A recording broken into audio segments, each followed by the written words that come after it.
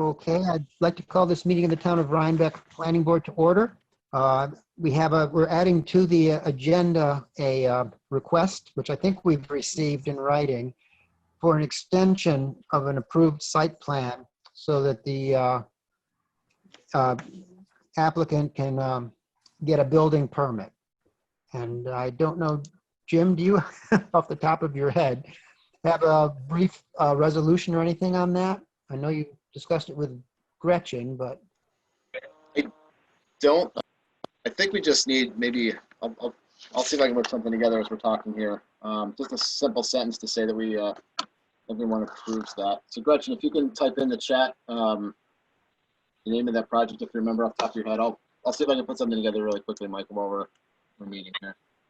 okay. What it involves is a house on Mount Rutson Road. If you remember, it was sort of a raised ranch, which had sort of seen better days. And a couple of guys are going to restore it and fix it all up. They have not gotten a building permit yet. And so given the way our law is written, once you have an approval for a site plan, you can then go forward to request a extension, 2 6-month extensions, subsequent even to, you don't need to be at 30 days before the expiration of it in order to do that. It's different once you have the approval. And so that's basically what they've asked us to do, is give them an extension, which would be retroactive, I think, back to May, which would then terminate in September, to allow them to get a building permit to proceed with the project that we approved. So could I hear a motion to So approve moved. that So moved. I extension? remember the project. Second. Yeah. Thank you, Kathy. All in favor? Aye. Aye. Everyone very good. Okay, so we're all set, Jim, on that. Okay, that was easy. You all should have had the August 3rd minutes Gretchen got to us. Could I hear a motion to approve? So moved. Melody. Second? Second. Second, Kathy? All in Yeah. favor? Aye. Very good. Good. I hear a motion to accept Jim's meeting notes for tonight's meeting. You skipped over the August 17th minute. That's what he's Well, doing that's what, now. Okay, that's the meeting sorry. notes for tonight. That's what we're doing now. All right, good. So Who moved. motioned? I did. Second. Melody, and second, Sharon. All in favor? Aye. Aye. Aye. Thank you. I do not have any correspondence or announcements to mention. Does anyone have anything under that they'd like to bring up at this time? Okay, hearing nothing, I think. Michael, do you want to mention Sorry, the memo Jim? do you want to mention the memo as an addition to the agenda? Correspondence for Rhinecliff? I'm sorry, the correspondence related to Rhinecliff. I think you should note it, Michael, because we're now being filmed and on the record. Yeah, the various emails that we received today from public No, support. I'm talking about No. TSX and the Rhinecliff Hotel. Yes. Thank you, Melody. Oh, yes. I'm sorry. For the record, the planning board has approved sending a letter to Amtrak encouraging them to reopen negotiations with the owners of the Rhinecliff Hotel to develop a lease acceptable to all parties to permit the Rhinecliff Hotel to continue to use the 66 parking spaces that they have along the CSX right-of-way south of the Amtrak station that was originally part of the 2005 site plan and special use permit approval for the Rhinecliff Hotel to be rebuilt and to function as a hotel and restaurant. How's that? Good. Perfect. Thank you. Okay, our first public hearing is Ferncliff Forest, 68 Mount Wilson Road. I'm sorry. Do we have someone from Ferncliff? Stefan Rhinebeck, can you hear me? Yeah. Okay.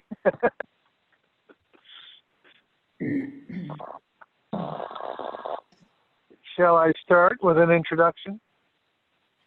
If you would let us know what it is that you want to do for the public who is participating in this meeting tonight. Yes, okay. The Ferncliff Forest Preserve had contracted with us to create expanded parking at their property. They've experienced very large volumes of traffic and traffic conflicts over the past year and a half. It has become essentially worse throughout the week during this COVID crisis.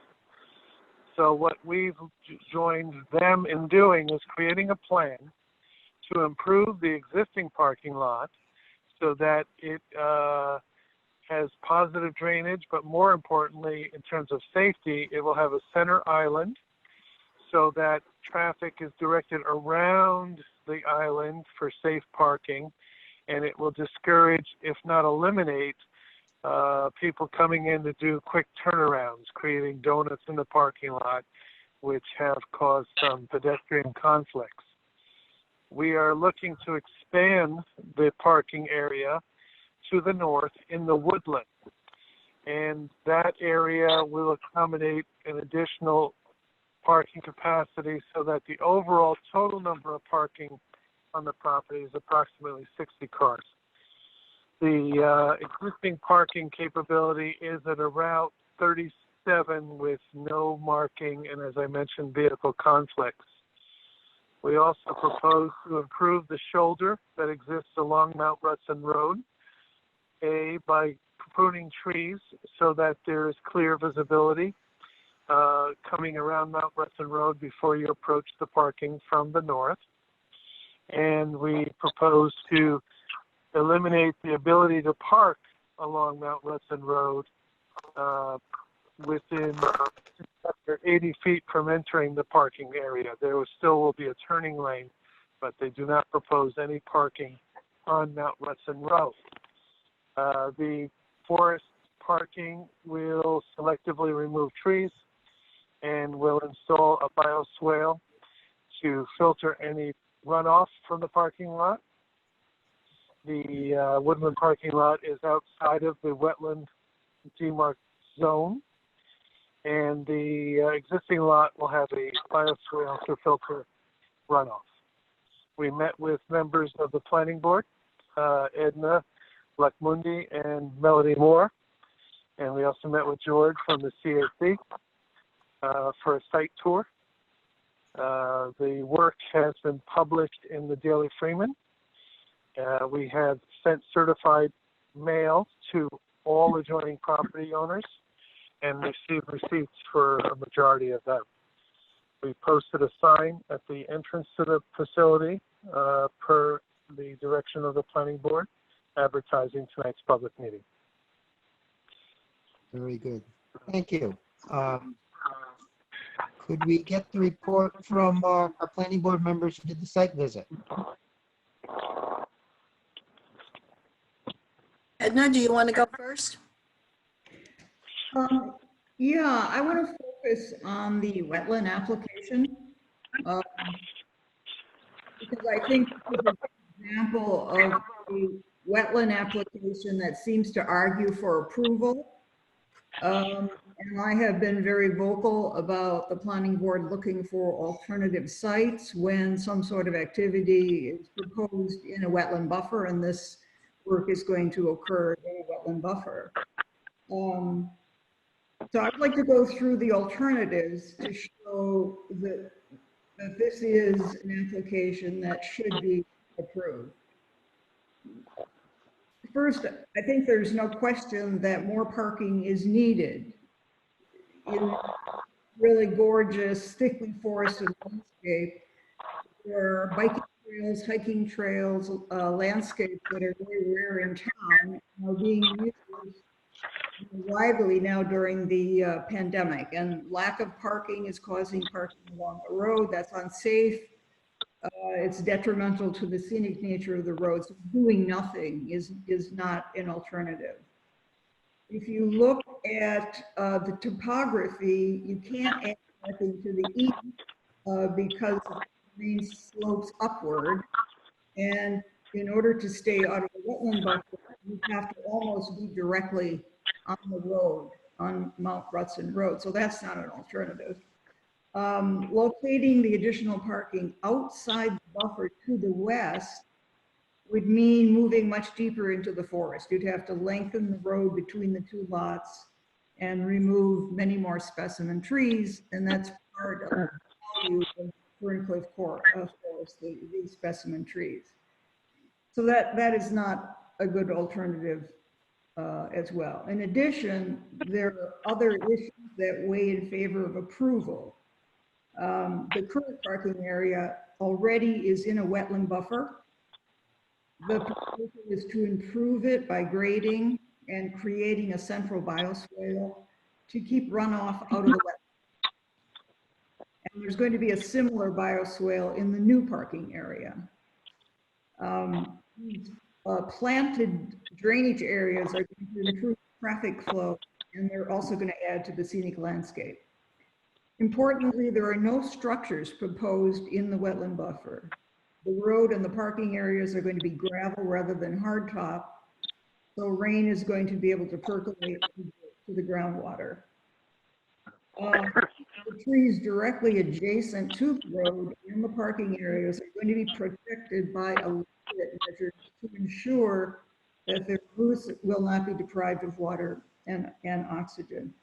So in my view, the added parking is a needed public benefit. There are no acceptable alternatives, and the proposed site plan is the best way to meet the need. Thank you, Edna. Well, I have a couple additional. Melody? Yeah, two things that we observed and talked about on the site visit. One of them was the existence of a historic well. And Nick Staley was there and volunteered that this is historic, relating to a Methodist camp that was there. And they are proposing to add some interpretive signage. We did state that they should be careful to make sure that the well is capped off and safe in the process of working this interpretive detail out. And the other thing we talked about that I don't know that it made it onto the plan, Stefan, you can confirm. We talked about putting some kind of, I think you were talking about trees forested, trees that were taken down, being used to create parking lines, if you will, I'm calling them that, in the both the current meadow parking and the proposed woodland parking. Because one of the issues there is people coming in and parking anywhere they want without any kind of proposed structure. And so we talked about how were we going to define the parking spaces so that that didn't continue. And I think you offered a solution to that, Stefan. Yes, Melody, I think that, I'm sorry, go ahead. We're going to add the locust posts that will be pinned similar to wheel curbs, wheel stops. And we will be harvesting some locust on the property and exchanging it with a gentleman from upstate New York near Delhi. Thank you. Thank you. Anything else, Melody? No, I think that's it. I think it's a well thought Okay. project, and I agree with Edna in terms of her assessment of why this is the best location going forward. Okay. We received a written report from the CAB. It's my understanding that they will not be having members attending our meetings. So I hope you all saw the report. I thought George did a pretty good job with that. Are there other questions or comments from any members of the planning board? Okay, are there any members of the public here tonight who wish to speak on this application? If so, please put a note in the group chat to everyone, and I will make sure to unmute you. While we're waiting for that, I just want to note, just for the applicant's sake, that the sheets that they provided were kind of in this PowerPoint presentation format, and just wanted to let the applicant know we will be requiring, be provided that you can sign, once approval is granted. So it would be, copy what's on the screen right now as a plan sheet. Yes. Okay.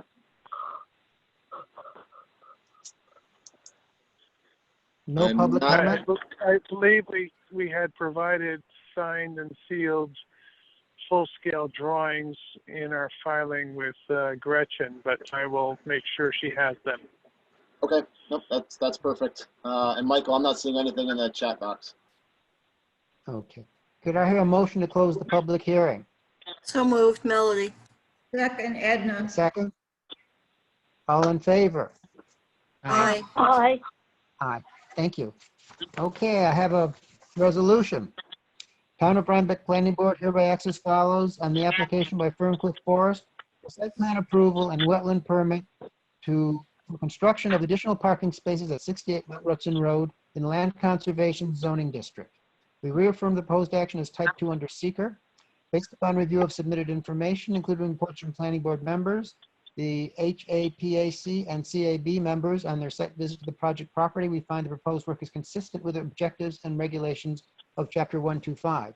With respect to the application for wetlands permit, we find the proposed work and intended use to be consistent with the requirements for wetland permits set forth in Town Code Chapter 120, and we grant the requested wetland permit conditional upon receipt of site plan approval by the planning board.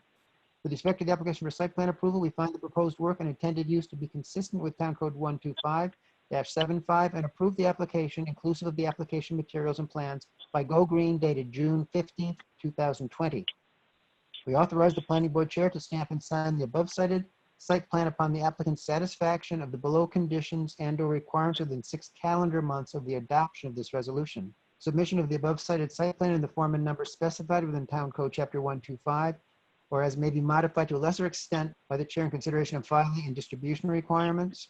Payment of any outstanding fees and/or reimbursable amounts due the town of Rhinebeck related to review and processing of applications subject to this resolution, and receipt of all approvals, authorizations, or certifications required herein, or from any other town, county, state, or other agency as required to undertake the proposed actions. Could I hear a motion to approve? So moved, Edna. Second, Thank you, Melody. Edna. Thank you. I will poll the board. Edna, Yes. Melody, Yes. Sharon, Yes.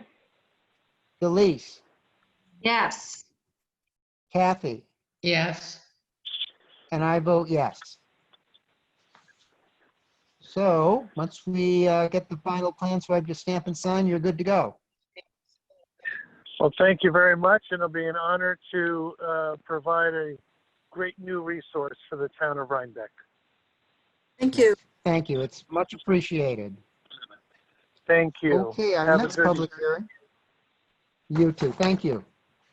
Marita Sturkin, 21 Corning Street, geothermal system site plan and special use permit.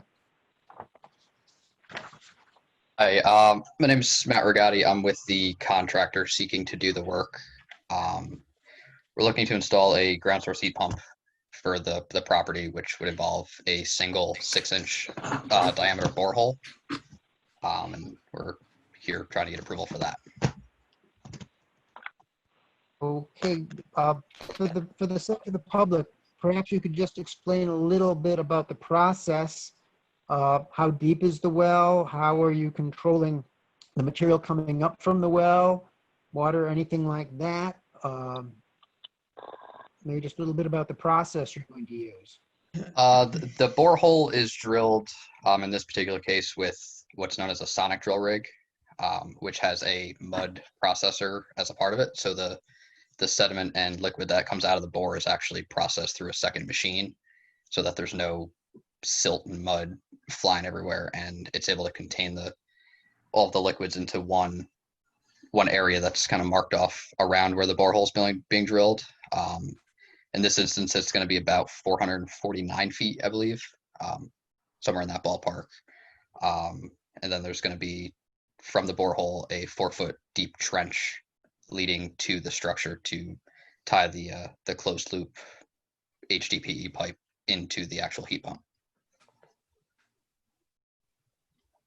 Okay, and once the actual engineering and installation is done, is there any outward sign of what's happened here, or is everything returned to its pre-construction status as far as, visuals are concerned? Yeah, there would be no impact to visuals or anything like that. All of the piping winds up 3.5 to 4 feet below grade, and then it's all covered back up, and the site's returned to rough grade. So there's nothing sticking above the ground. Okay, thank you. Sharon and I did the site visit. Sharon, do you want to? Well, this is a really easy one again. You're not going to see anything. It's up on the hill, and nobody's going to see anything, so it's not a problem. Okay. I concur. We had a nice discussion with the people there on site, and I think once this is done, there will be actually nothing to show that it has been done on that site, and it sounds like a pretty good project. So we had no issues with that. I think we got a written report from the CAB on this. As I recall, they had no issues. Does anyone on the planning board have any questions for the applicant's representative?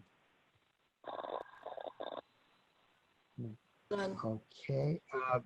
Any questions or comments from members of the public? Again, if you have a question, please let us know in the group chat box. I'll open the mic.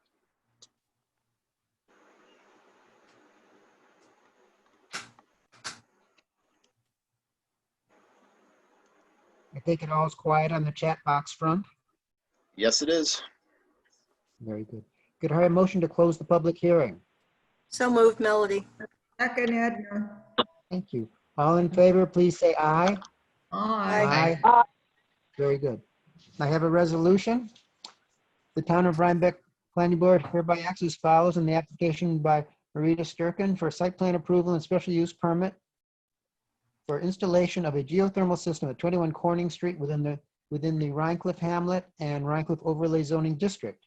We're reaffirming the proposed action is type 2 under seeker, and based upon the report submitted information, including reports from planning board members, the HAPAC and CABWAC members on their site visit, find that the proposed work is consistent with the objectives and regulations of Chapter 125.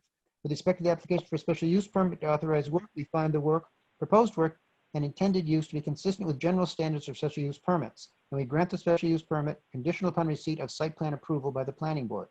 With respect to the site plan approval, we find the proposed work and intended use consistent with Town Code Chapter 125, and we approve the application inclusive of the application materials and plans by Dandelion Energy, Inc., dated December 17th, 2019, and we authorize the planning board chair to stamp and sign the above cited plan upon the applicant's satisfaction of the below conditions within 6 calendar months of the adoption of the resolution.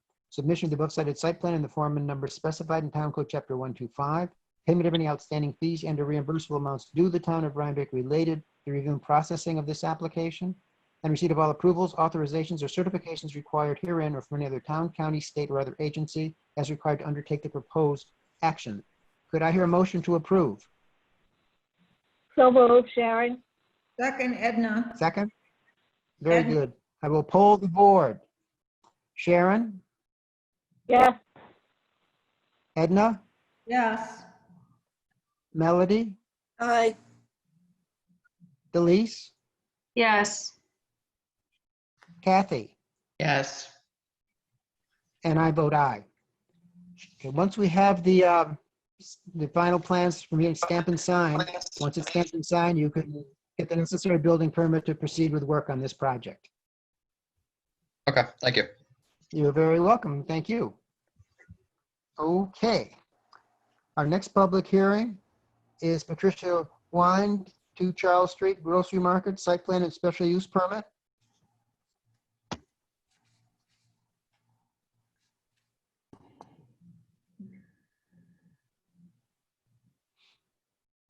Okay, I am Patricia Wind. I am here for a special use permit for 2 Charles Street. I leased the property from the first floor of the property from Richard Kopashansky, and I am looking to open a grocery market in the space that will primarily sell locally produced goods from Hudson Valley Farmers and serve as a grocery market for the Rhine Cliff community. Okay, well, we saw the site plan. Will there be any food preparation on site of any sort? No food preparation on site. Okay. We had two questions, I think, before when we had the original proposal brought before us at our last meeting. The first was the parking, and we've received a email from Richard talking about 2 spaces that he has at another one of his buildings that he feels could be used for this project. That's I correct. assume you're aware of. Yes, they Okay. are adjacent across the intersection behind the old Business Rules building. Okay, and is there any parking associated with the structure you're going to be using, to your knowledge? There's no direct parking with that building. However, we do also have a dedicated parking space from the municipal lot across the street. Okay. The other question I know that we had been discussing was the sign.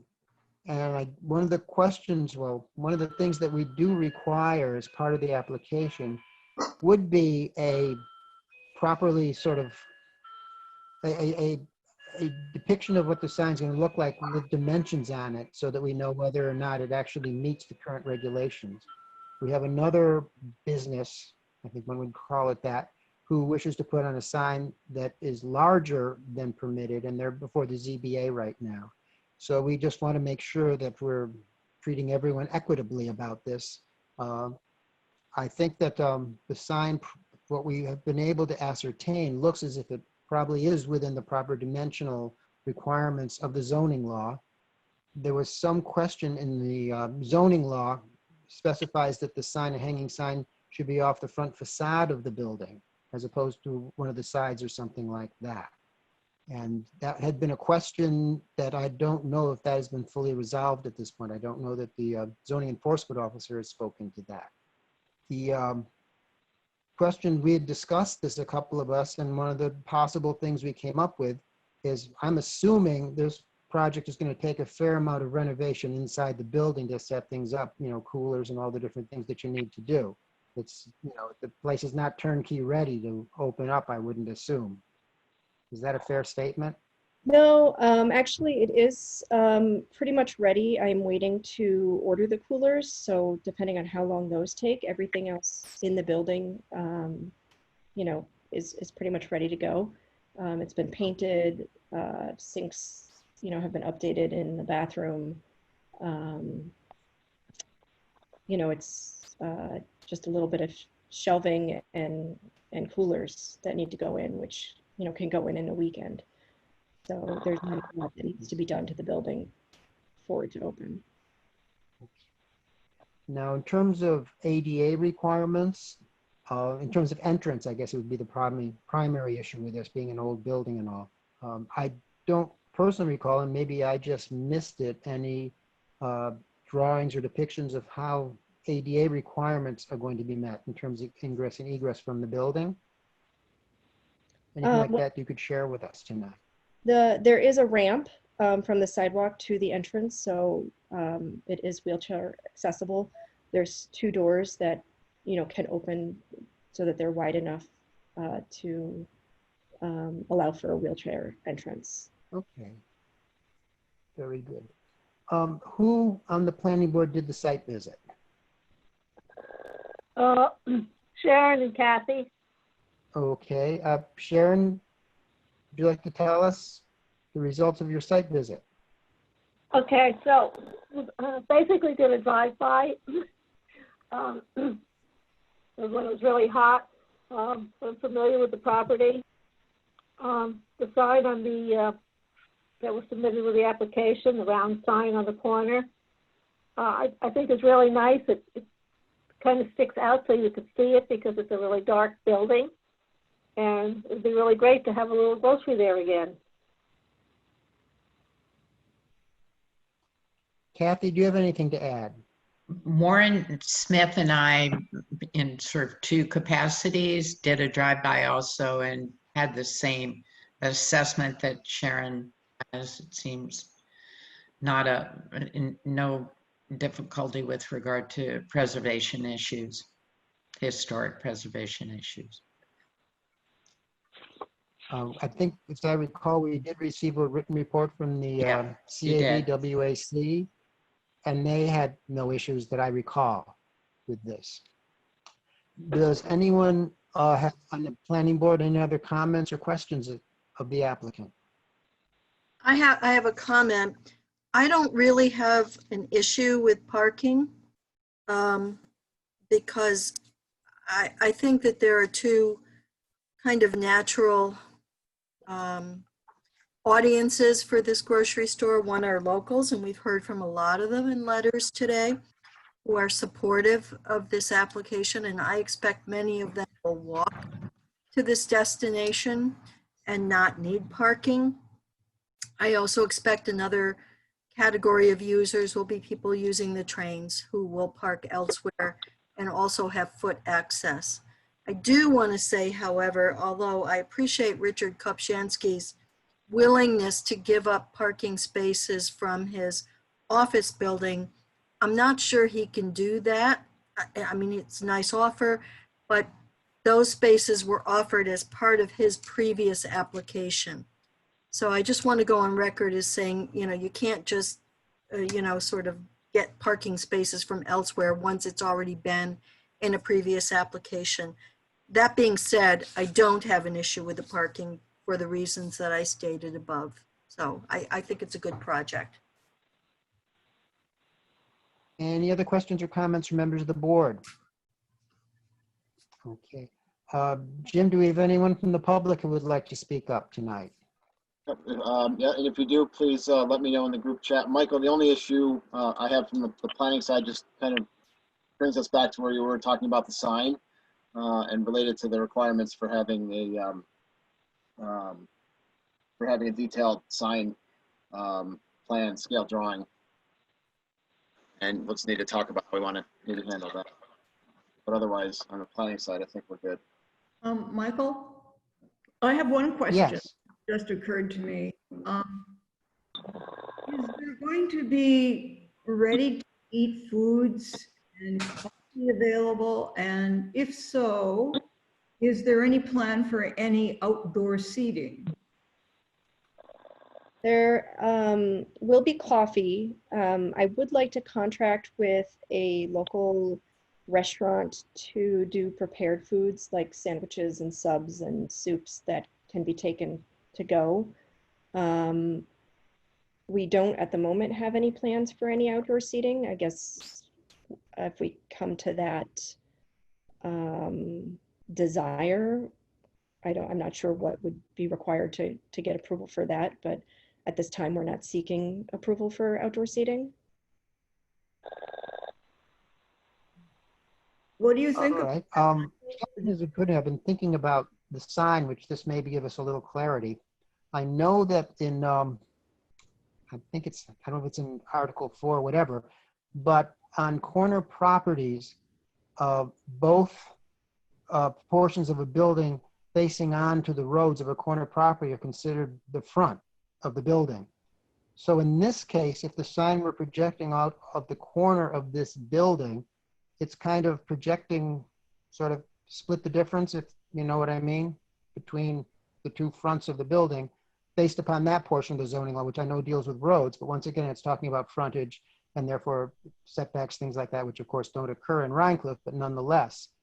So I'm sort of getting the feeling that, assuming we just can get a scale drawing of the sign to go with your site plan when I stamp and sign, that everyone is comfortable with the sign as it is. And please correct me if I'm wrong. Hearing no correction. I'm hearing nothing from the public, Jim? No, nothing. Okay. Michael, Could I have a motion to close the public hearing? Michael, before we do that, may I simply Yes. bring up the issue of outdoor seating with a question? It seems to me that this could be an ideal location for several outdoor seating tables. And my question is, if that desire arises, then what is the process? Well, given the current situation in the state, I know what the village has done, and I know what they've done in town restaurants like CJ's, things like that. At the present time, there's more or less, I guess, what one would call a blanket approval to allow businesses to have outdoor seating outside their restaurants right now, given that indoor seating and all is highly restricted, I think down to 25, whatever it is. So at this point, I would think that would not become an issue. If there were to be permanent seating outside, then I think that they could come back at that point, and this probably wouldn't be till next year or something like that, the way things are going, and look for a site plan amendment to the site plan to put the seating outside. Yeah, Michael, I haven't been to Rhine Cliff. I guess the only thing I would say to that is as long as we're not blocking the public right-of-way thoroughfare on the sidewalk or the entrance into the building that allows for accessibility. But other than those two situations, I already agree. Yeah. I was gonna I think actually the little space to the right when you're looking at the building, sort of where that fence area is.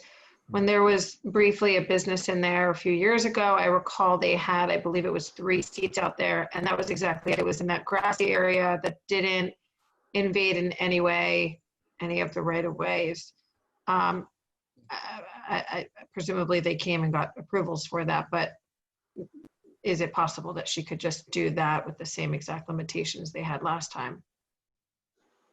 I think at this point, just given basically the blanket approval that's been given for this, I don't see why not.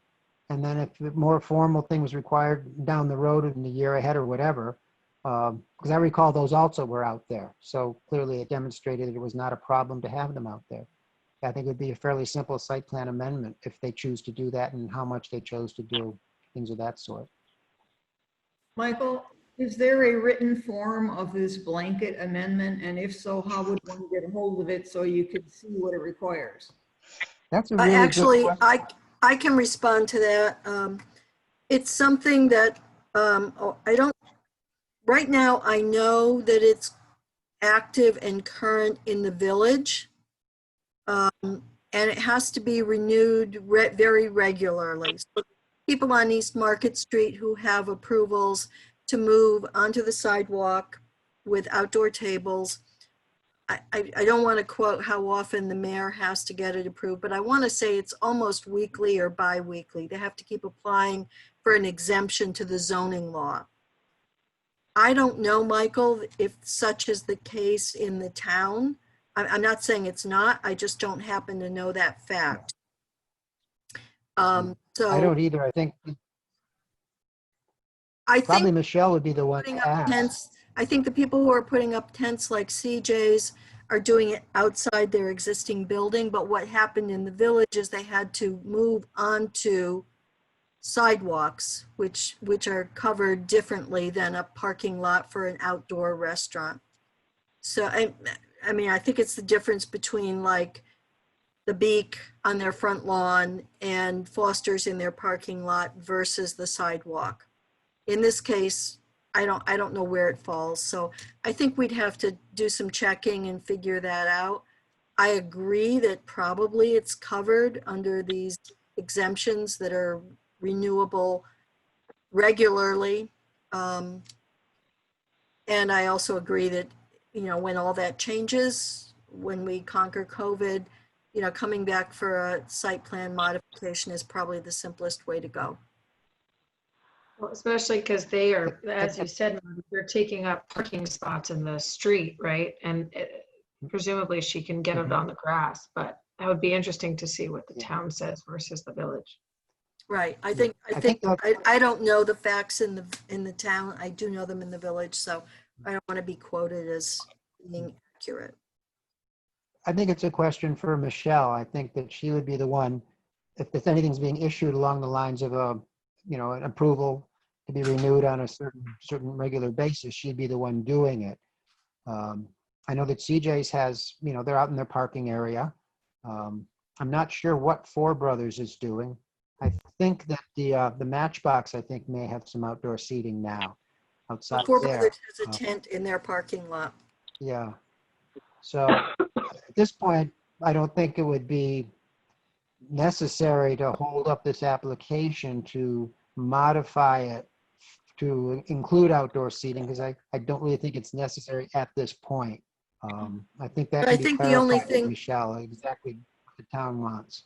I think the only thing you're asking for, and the question is whether you're asking for it, and this is an approval based on receipt of the scale drawings for the sign.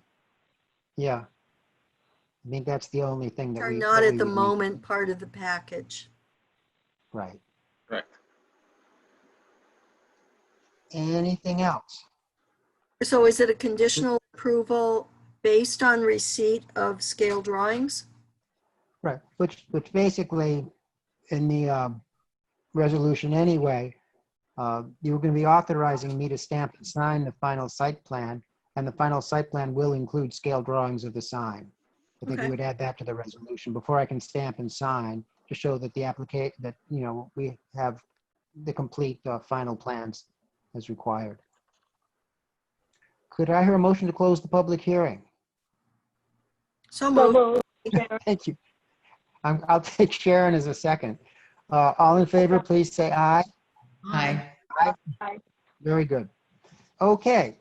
The Town of Rhinebeck Planning Board hereby acts as follows in the application by Patricia Wind for site plan approval, special use permit, and a sign permit under a variety of town code numbers, respectively conversion of a first floor of a building to a grocery store at 2 Charles Street within the Rhinebeck Business and Rhinecliff Overlay Zoning District. We reaffirm the proposed action as type 2 under seeker, and based upon the review of submitted information, including reports from PB members, HAPAC members, CABWIC members, on their site visit to the project property, we find that proposed work is consistent with the objectives and regulations of Chapter 125. With respect to the application for a sign permit, we find the proposed sign to be consistent with sign installation set forth in Town Code Chapter 125, and will be requiring a scale drawing of said as part of the final site plan approval. With respect to the application for special use permit to authorize work, we find the proposed work and intended use to be consistent with the general standards of special use permits set forth in Town Code Chapter 125, and we grant the requested special use permit conditional upon the receipt of site plan approval by the planning board. With respect to the application for site plan approval, we find the proposed work and intended use to be consistent with Town Code Chapter 125, and approve the application inclusive of the application materials and plans by, okay, what we will require just from you, Patricia, is just who did the plans and the date on them. Okay? Mhm. And we authorize the planning board chair to stamp and sign the above cited site plan upon the applicant's satisfaction of the below conditions or requirements within 6 calendar months of adoption of the resolution. Submission of the above cited site plan and scale drawings of the sign in the form and number specified within Town Code Chapter 125, except as be modified to a lesser number by the chair in consideration of filing distribution requirements. Payment of any outstanding fees and or reimbursable amounts due to the Town of Rhinebeck related to the review and processing of applications subject to this resolution. And receipt of all approvals, authorizations, or certifications required herein, or from any other town, county, state, or other agency as required to undertake the proposed actions. Could I hear a motion to approve? So moved. Sharon. Second, Ed. Sharon? And Yes. who seconded? Edna seconded? Yeah. Close enough. I'll poll the board. Delise? Yes. Melody? Yes. Edna? Yes. Sharon? Yes. Kathy? Yes. And I vote yes. Okay, as soon as you get the final plans to me and just the scale drawings of the sign so I can stamp and sign, you can get the building permit that you require to do any of the renovation you need to do.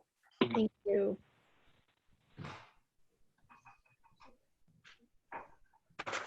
Okay. Our next public hearing is T Court LLC, SSS Farm LLC, 195 and 311 River Road, lot line alteration, minor subdivision lot line alteration. And who is representing the applicant? I believe Howard is here. Let me. Here we go. Hi. Oh, hi, Mark. You're there. Yep, I'm here. I thought I saw Howard on. Oh, Howard's here.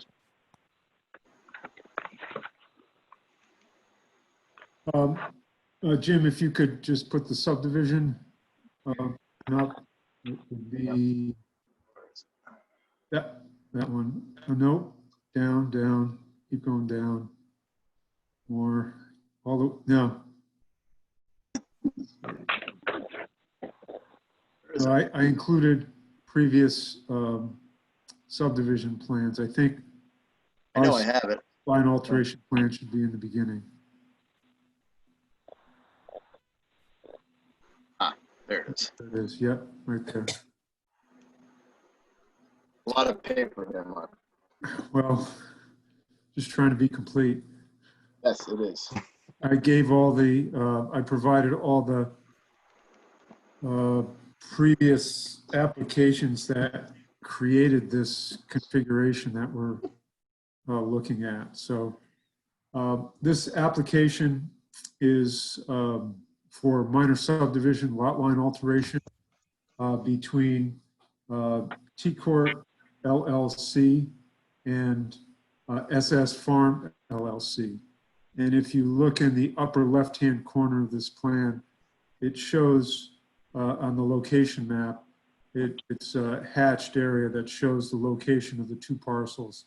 The SSS Farm LLC is the larger parcel to the north, and then the T-Court LLC is the, a bit oddly configured parcel with two frontage locations on River Road.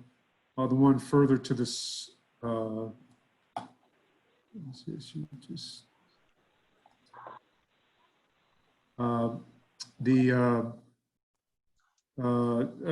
locations on River Road, and one further to the south that has common access with KPH2 Management LLC, and then one out to the north. It's actually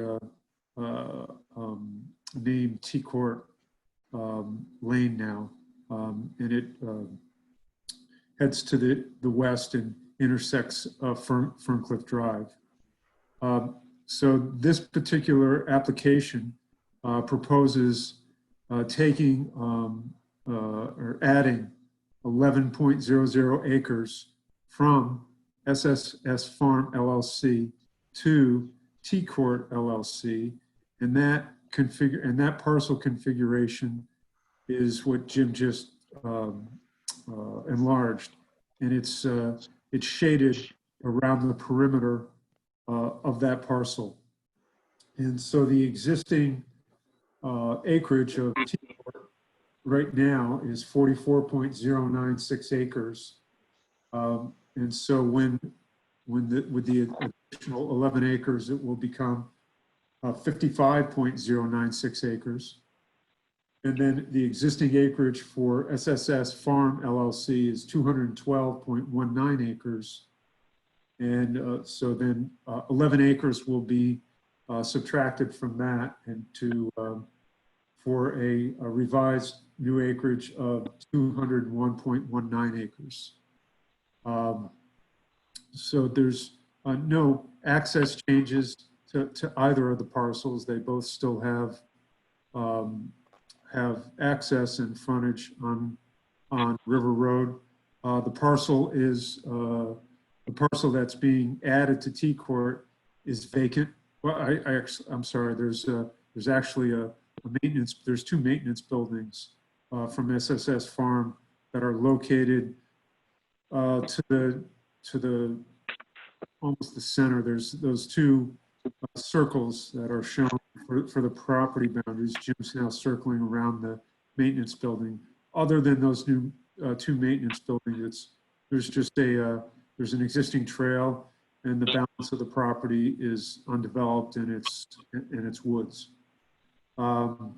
So as we've discussed before, this lot line alteration is one step for further discussion with this board for the master plan for T-Court LLC, KPH2 Management, and Brindle Valley LLC.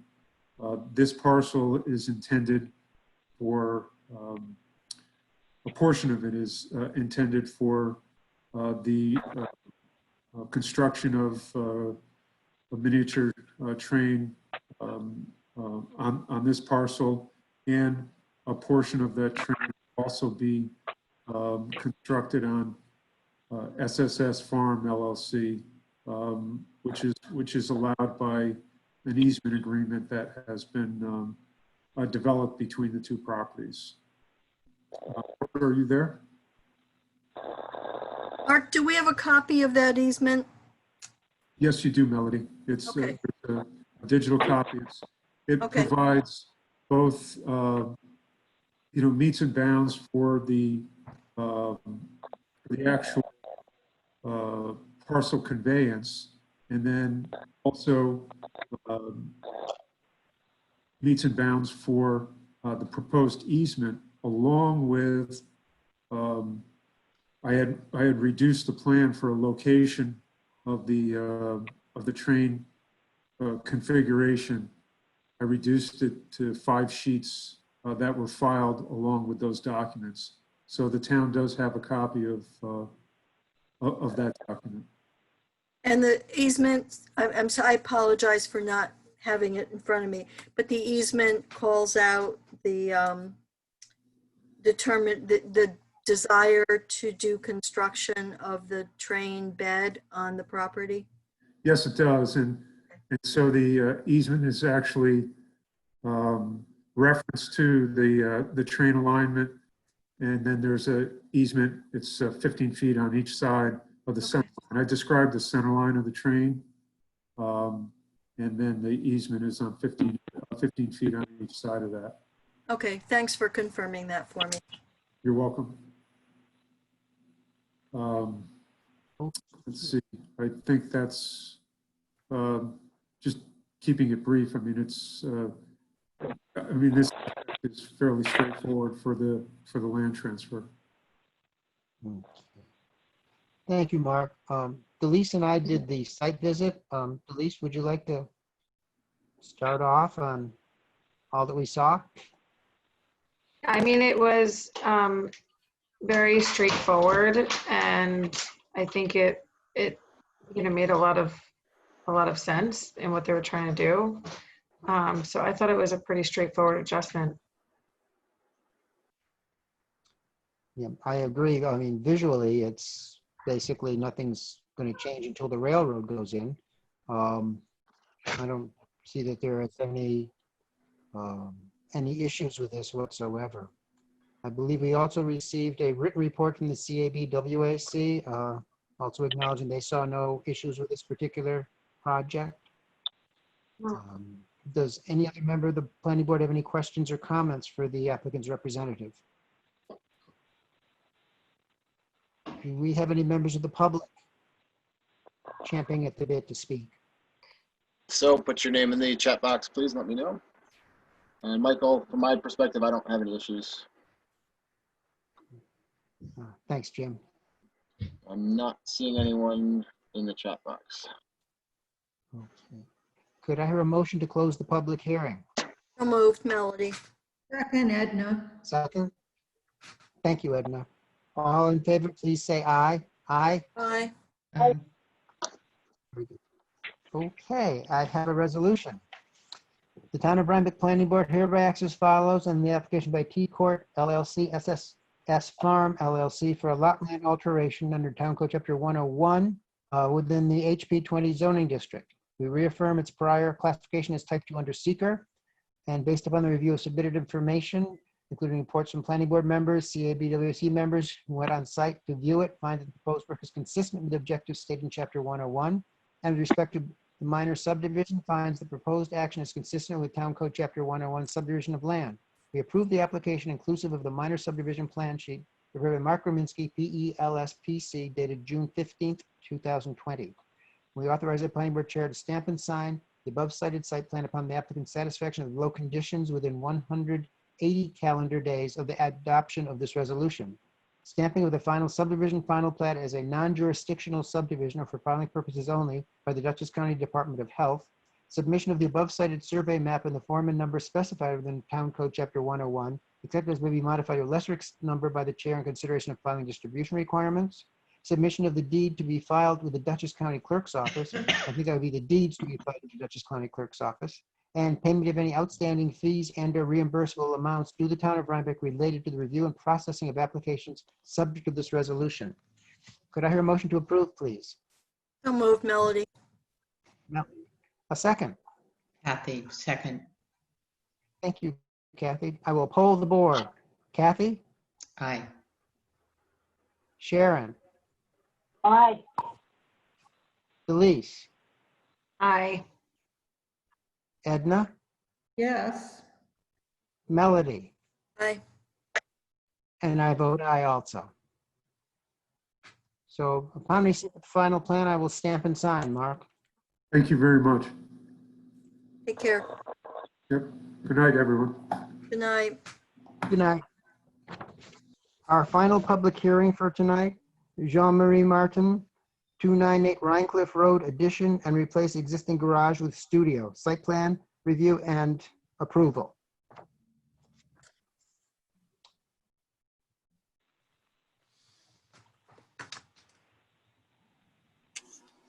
Here you go. John Marie is here. I'm just muting his line. And Mr. Bernier is here as well. Oh. So should we start to describe the project?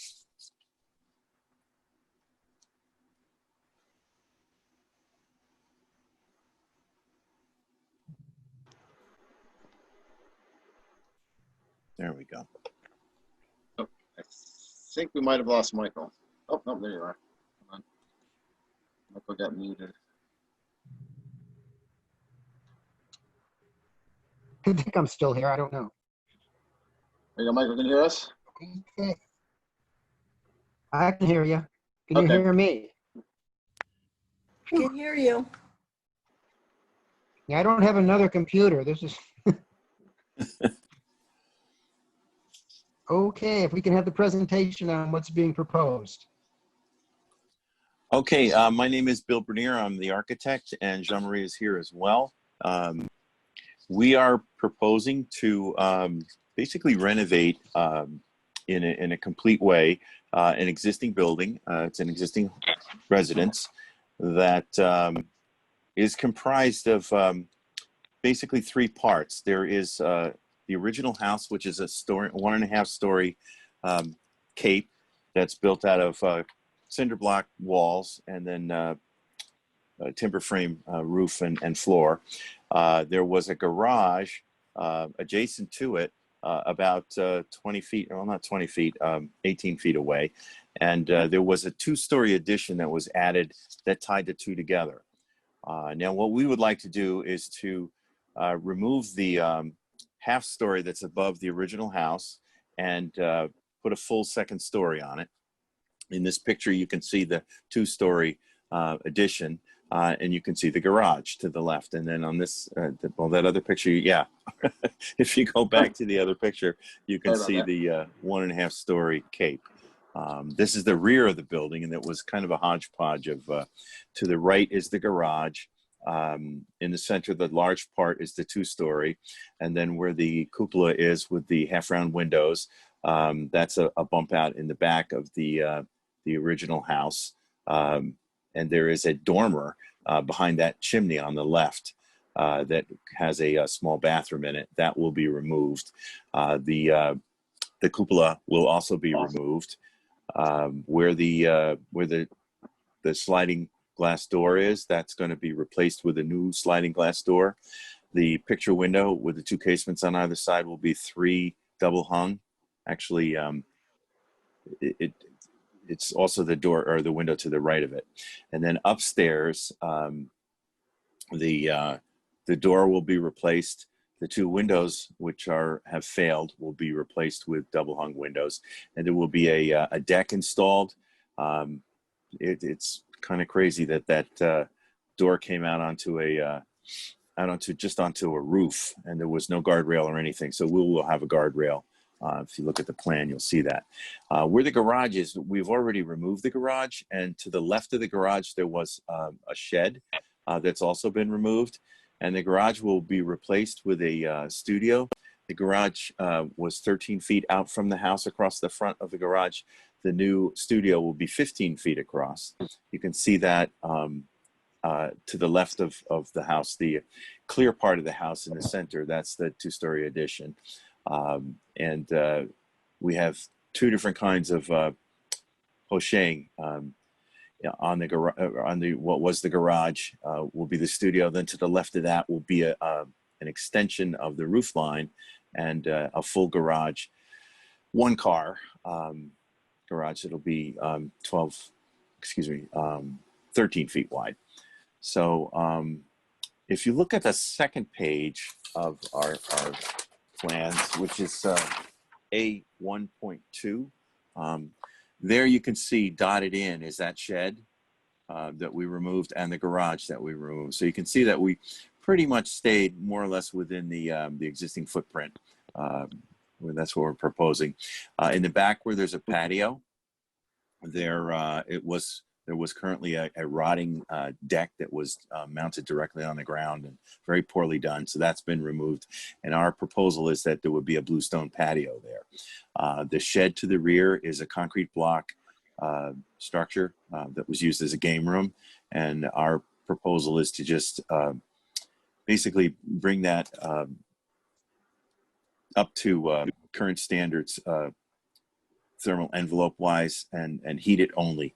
So there'll be electric and heat, but no plumbing in that building. And it will remain sort of an outbuilding that could be used for outdoor activities in the summertime, and in the winter, it could be used for basically a game room, which is what it was. In all likelihood, it'll also be used to store artwork because the owner, Mr. Martin, is an artist currently practicing in the area. The house itself will be brought up completely to modern standards in terms of thermal envelope and ceiling. All new windows, all new doors, all new insulation. The existing heating system will be removed, and we'll be heating with heat pumps, air-to-air heat pumps, heating and cooling. The entire roof, other than the small dormers and the portico over the front door, will be done in Tesla panels, so that it'll be a very large solar array. The back of the house faces directly south. It's perfect. The front of the house will also have the panels on it. The Tesla people are convinced that it would make sense to do that, although those panels would only be really active during the summer months when the sun is high in the sky. In the winter months, they'll be significantly reduced, but still worth doing, especially for the summer months. And what we've tried to do in our rendering here is to show pretty much what the panels look like. They look like they're black, and they have a slight sheen to them. It's very handsome, and we do have pictures of other houses that have them on them that we could present to you, so you would see what they look like. But it's very handsome. The coloring that I think we're going to use is a dark gray for the clapboard siding. On the existing house, where we have on the lower portion, we have a concrete block or cinder block wall. The upper portion will be done in wood frame, and we will extend the wood frame out over the concrete block, extending out about 4 inches so that we can put insulation outboard of the concrete block, and thus causing the concrete block to be a protected thermal mass and become an asset rather than the liability that it is today. Everything else is wood frame. The existing wood frame that has fiberglass, we will strip from the inside the sheetrock, remove the fiberglass, and the entire house will be done. All the insulation will be done with spray foam, a combination of open cell and closed cell. Areas that we cannot build up very much insulation will be the closed cell, and areas where we have rafters that are very deep, it'll be a combination of closed cell and open cell, so that we get a complete air barrier. So the house should be extremely efficient. With the Mr.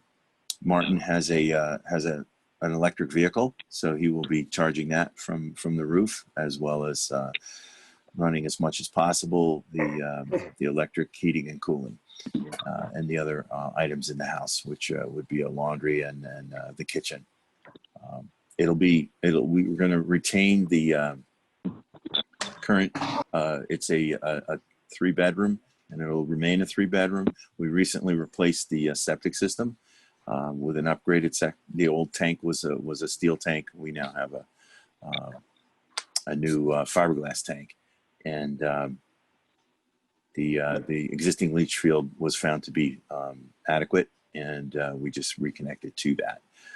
We have also done significant, well, when I say significant, significant grading in terms of removing the surface water that used to pond in the backyard pretty seriously, to the point where it was 6 to 8 inches deep for a great deal of most of the winter, and into the spring months it would dry up in the summer. We now have a good flow. It was basically minor grading, but we did remove a lot of vegetation that was mostly swamp type vegetation. We will be replacing that with lawn. We do propose to put a 6-foot high maximum hedge along the front of the property to shield us somewhat from the road, but allow the view of the sky and the farm across the street to show. We also have lighting shown on the plan on the first sheet A1. We have provided you guys with cut sheets. There are wall-mounted fixtures. The A fixtures are the wall-mounted fixtures. There's also one pole-mounted fixture of the same that's out towards the street. And then in the rear, behind the patio, there's a different type of pole-mounted fixture. And the cut sheets show that the light shielding, and there's no light pollution from these fixtures.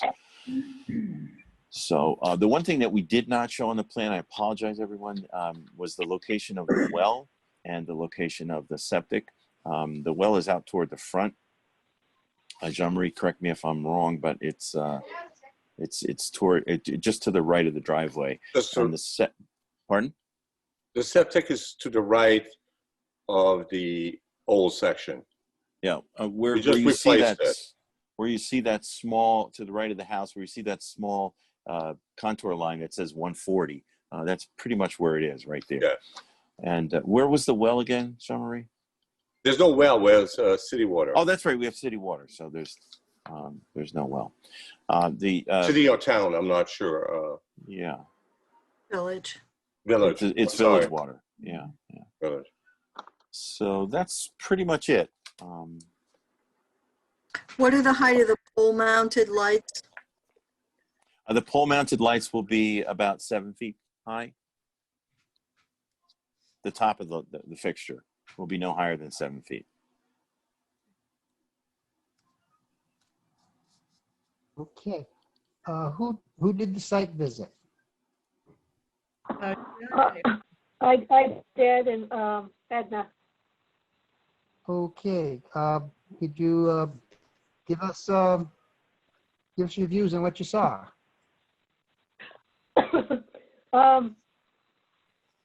Yes, well, it'll be improvement. We don't usually go inside the house, but I did go inside since no one was living in there, which really made the need for raising the roof, really needed it. I'm not that tall, and I had a duck. So it'll be a great improvement all around. I mean, it's the little gazebos on the back side up on the roof. Like, why are they there? So they're taking them away, and the hedge out front will be nice because that's a really very busy, noisy road. So maybe that'll help with the noise. So the whole thing is just a great improvement, and I have no problems with any of it. Okay. Edna. I agree. I think it's going to be a handsome house and a substantial improvement to what's there. It's really a major renovation. It's kind of like building a new house around a small existing structure. There were just two issues for comment. This flooding of the lot was mentioned, and a swale was created at the side of the property to help take care of that. The owner mentioned hiring a landscape designer, and I think that could be wise because the swale will have to be maintained in order to keep the water down. The other issue was on the hedge. The idea was to have a hedge on both sides of the driveway. But on the west side, there's an existing mature maple and an existing evergreen that deeply shade that area. So a landscape designer may have some thoughts what to do about that, Could I pass one comment? of course. Could you hear me? Yes. The whole design of the back was already made by an engineer, Tom Hopkin. So the whole swell and the whole design of the French drench, we already put French drench around to get rid of the water. This place was full of water. So everything was done with an engineer that already designed everything. And the work was done by two local entrepreneurs, Mr. Jeff Decker and Dave Three Service. And I definitely want to pursue, after the house has been built, definitely doing some landscaping with a professional landscaper that would definitely help me improve the yard. And everything I do is with the approval of professionals. That's all I have to say. And as far as the front, we're going to try to find something that it's going to be low maintenance, but it's going to be high enough so I don't see the car, but like Mr. Brunier said, that I could see the sky and the environment. And as far as the swell, I do agree that there may be a tiny little bit of maintenance, but I will definitely, if you would see where I live now, you would see that I really take care of my property carefully. Thank you. Thank you. Any other questions or comments from members of the board? Okay, anyone, public comment or questions? Again, you can put those comments in the chat box. Michael, I had two quick comments while we're waiting to see if anyone comes in. The first one is just to note, everyone should have seen in my memo that this is now proposed as a garage, not a carport that were on the original plans. It doesn't really change anything, but it is a change in the plan that's shown. I did also talk with Gretchen, and we talked with the building department, and they have a Tesla solar roof before, because I haven't run across one of those yet. They have seen those, and it has gone through the building department, so they know how to deal with that. So we shouldn't have say just because it's a different type of application than a lot of things we've seen in town. So we should be good there with the building department. But I guess based on the comments I just heard, I'm just wondering if we want to ask if Bill can, as part of the approval, maybe a conditioned approval, can show on the plan somewhere the location of the septic and the proposed hedgerow, and maybe even the swale. I know this to look at the house itself, but if we're proposing a hedge house in the road, I think it'd be good to show that on the plans and also show where the septic is located just for future reference. I'm sorry. Okay, we could provide all that information. The septic is exactly at the same place as it was before. We just replaced it with a new one, so to improve the Not shown. Improve the system. I'm not sure it is, but yeah, we'll provide the information, of course. Yeah, if you can Absolutely. Just show on the sheet where it's located, just so we have that demarcated on the plans, that would be great. Oh, not a problem. Thank you. Any other questions or comments? And nothing from the public?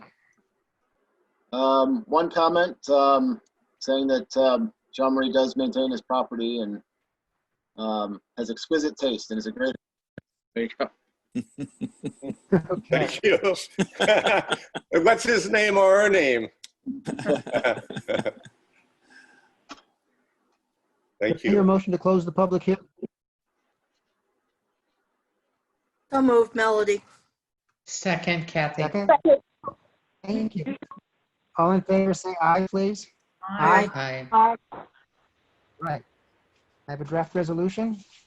The Town of Rhinebeck Planning Board hereby acts as follows on the application by Jean-Marie Martin for site plan review under Town Code Chapter 125 within the RM1 Residential Medium Density Zoning District. We reaffirm the proposed action is type 2 under seeker.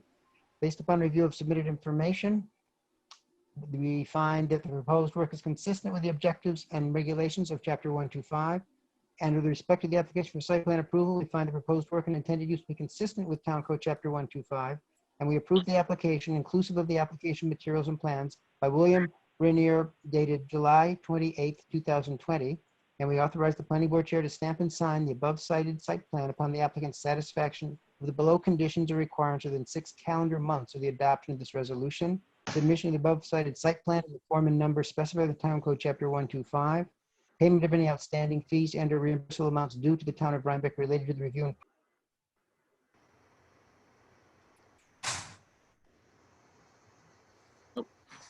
Uh-oh. I think we lost Michael. We'll give him back. I think he popped off here. And he's back.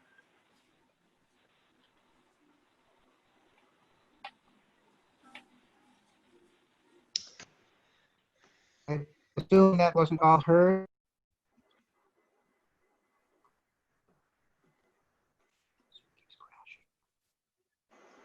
Michael, can you hear us? You dropped off the line.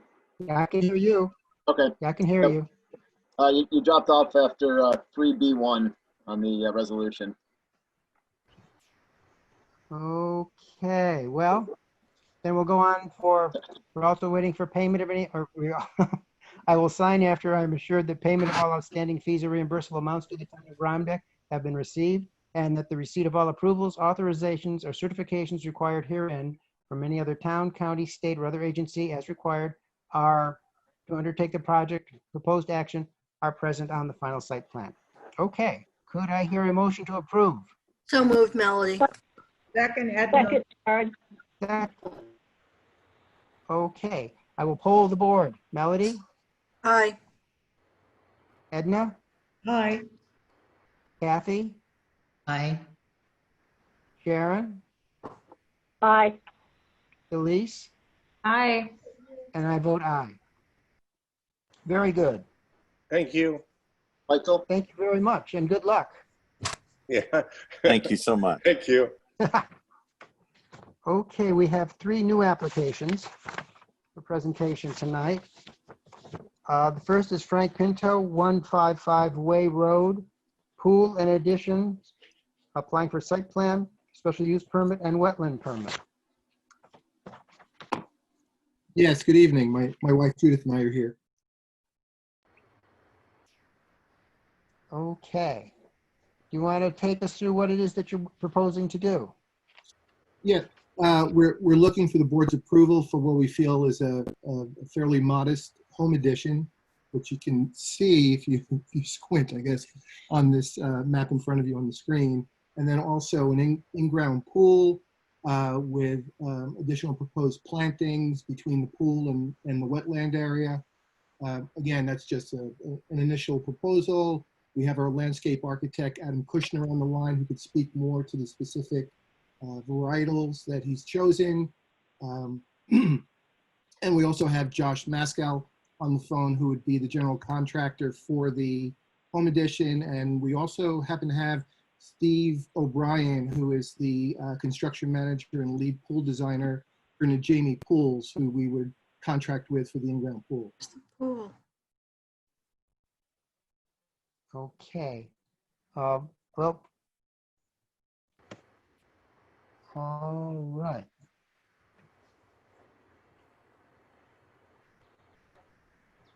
Okay, if you want to proceed, taking us through this? Or who would you like to, Absolutely. What aspects would you like us to walk the board through?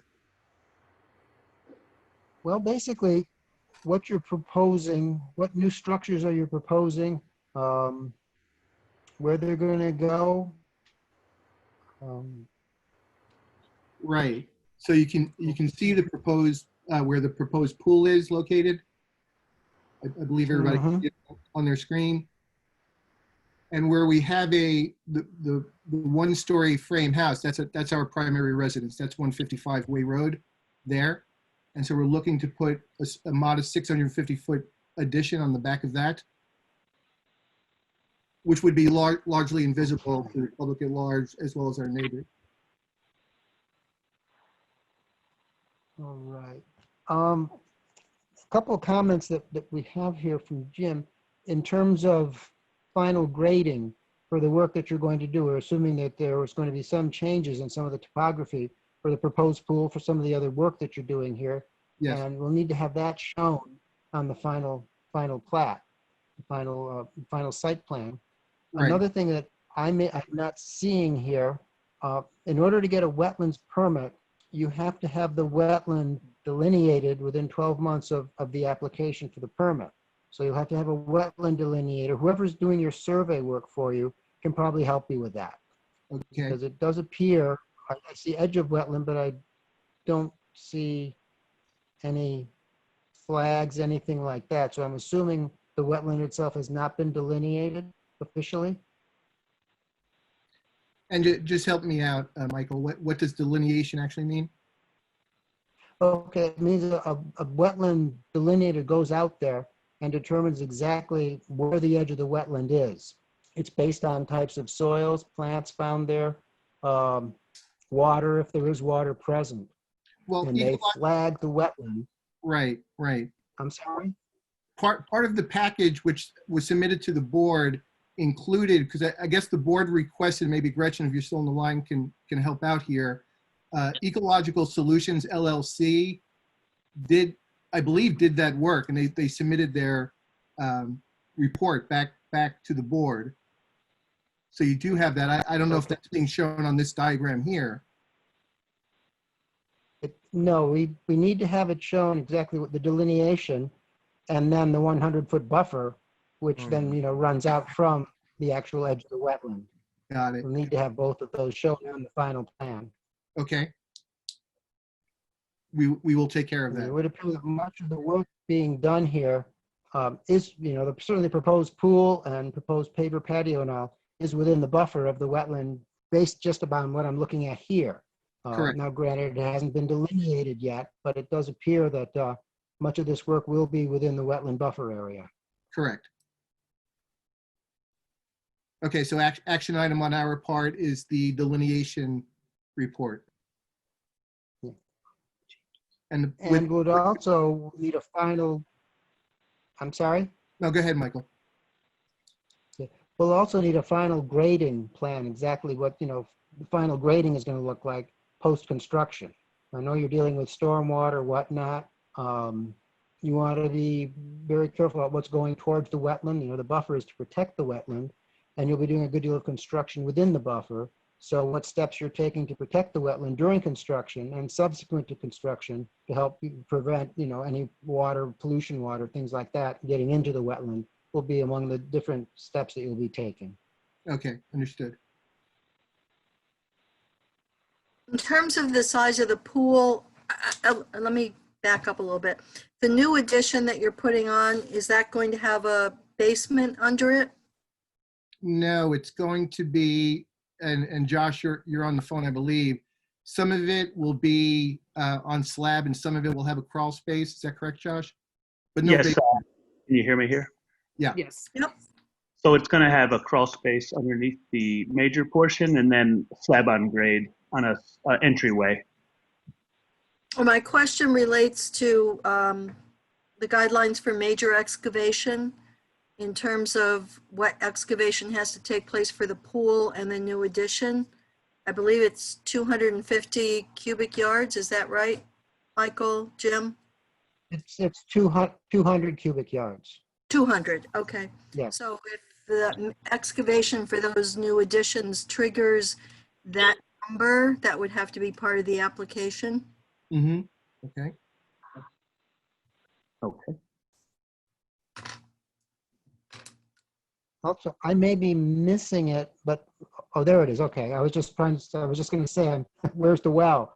But now I see where it is. Down to the, down towards Way Road, down towards the lower edge of the property. Correct. Right above Do we where. need bed? Yes, right there. Yeah, right there. Are we adding any bedrooms to the house? None. Okay. Do we have, are you proposing, I don't know that we have in the package yet, sort of elevations for the pool area, but if you're landscaping that or lighting it in any way, we'd want to see the details of that. Okay. Hi, guys. Can I chime in here real quick? Sure. Hi, sorry, my video was blocked out before, so I got to re-up. We submit part of the package that we're looking at right now. We had submitted a stamped engineered drawing from the pool engineer that shows a landscaping plan on it, Okay. just so we're all aware. And that includes a lighting plan? I don't believe we have any plans for lighting or electrical out in the beyond the pool at this time. So where are the mechanicals for the pool? If you are to pull up the engineer plan, I believe we have the mechanicals drawn behind where we are proposing the new shed placement. That's right. So there's power to the shed, but not to the pool. Is that what you're saying? No, we're putting the pool mechanicals behind the revised shed location. This is not the drawing. The drawing is by John Petrosini. I don't know what that is.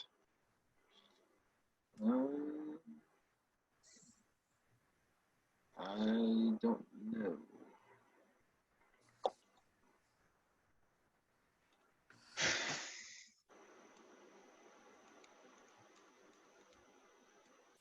If you give me a second, I'm gonna have to see if I can find it.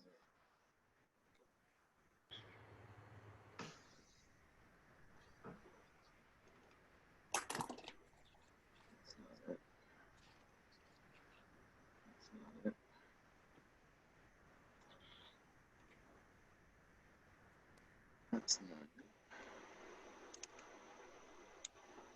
I'm not sure I have it. Well, I don't know that, I mean, I don't know that I need to see it tonight. These are just some questions I'm asking about Yes. whether it's there or not. It is, but we Okay. understand the question and we will provide answers for that. Okay. Yeah, Steve, I could actually see it in the page ahead of what's on the screen now, so I don't know why we can't bring it up, but. Okay, well, I think it'd be very beneficial to bring it up so we could maybe answer some of the questions and get ahead of this thing. Yeah, I don't know who's controlling the, if you go. Which sheet would you like me to go to? Like Steve said, it's basically, it should be a page or two ahead of this in the package we submitted to Gretchen. It's got a one more. So individual plan sheets. This is the full application.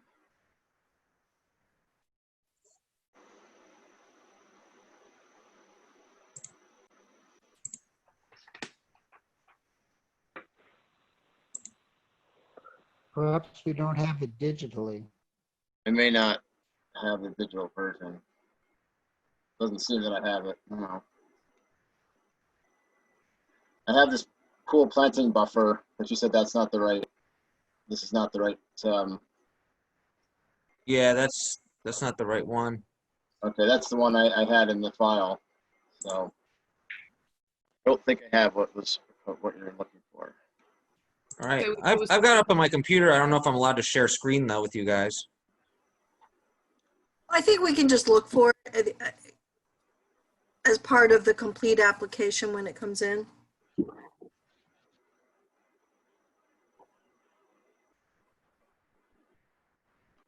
I'm Michael? guessing that yes. Perhaps we should also ask the applicant to consider alternatives to positioning a structure in the wetland buffer. I'd at least like to know that they have been thought about, and if, you know, if they're not desirable, why not? I think as Edna's pointing out, our wetland regulation requires that if there's another site on a property where a structure or development can take place outside of a wetland buffer, then our law requires that it should take place outside the wetland buffer if it's practicable, if it can be done.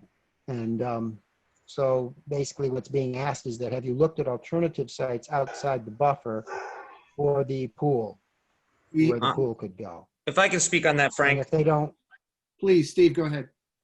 Yeah, we've looked around the property. The issues that we run into if anybody's visited the property, if we go, you know, if we start traveling uphill on the property, we get into some steep slopes, and if we're to try to push the pool more towards the house to get it out of the buffer, we start encroaching into the leach field for the septic system.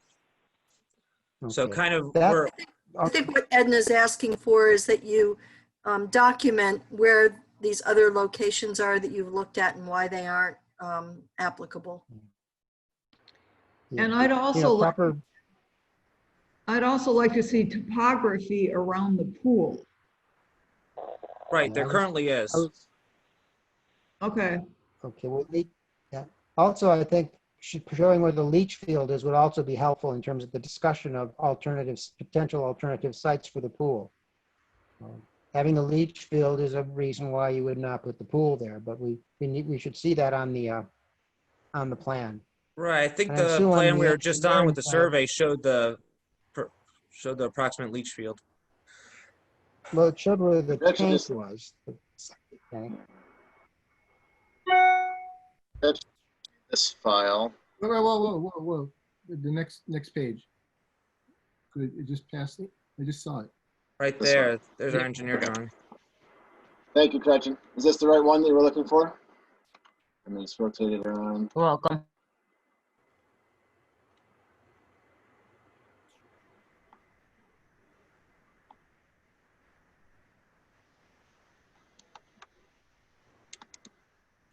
So Stephen, was this the plan you were looking for? Yes, this is correct.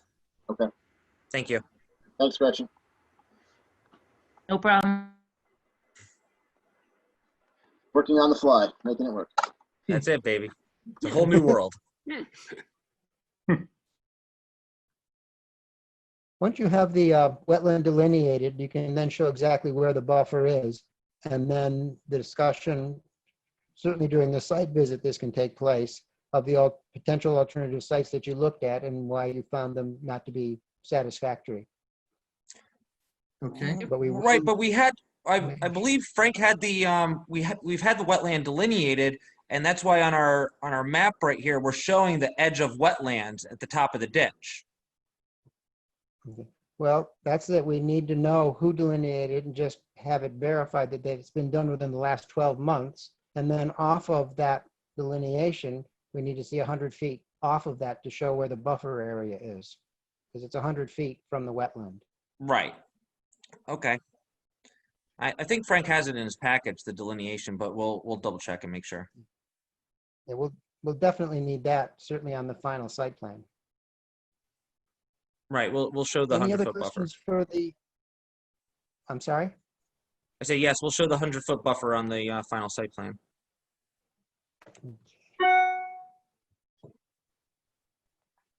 And just out of curiosity, is this a central Hudson right of way shown here on the right of the map? CHE?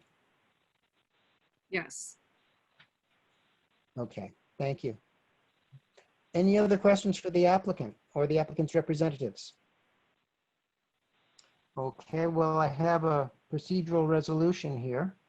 Jim, anything else you wish to bring up?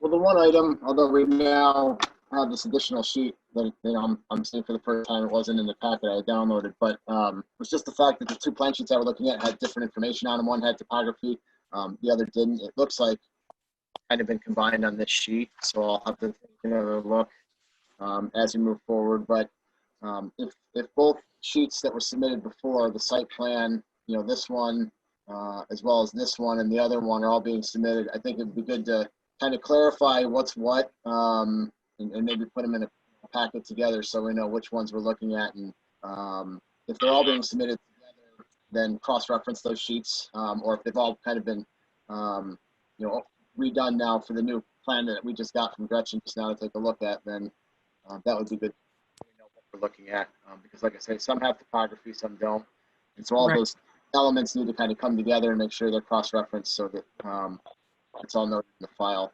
Yeah, and I think you answered the question, which I think the site plan we're looking at now with the topography supersedes everything else, because as this process evolved, we were originally doing separate site plans for the home addition and one for the pool, and then we were advised to combine them. So this integrated site plan is the latest and greatest and has all the actual information. So, yeah, this plan right here is up to date.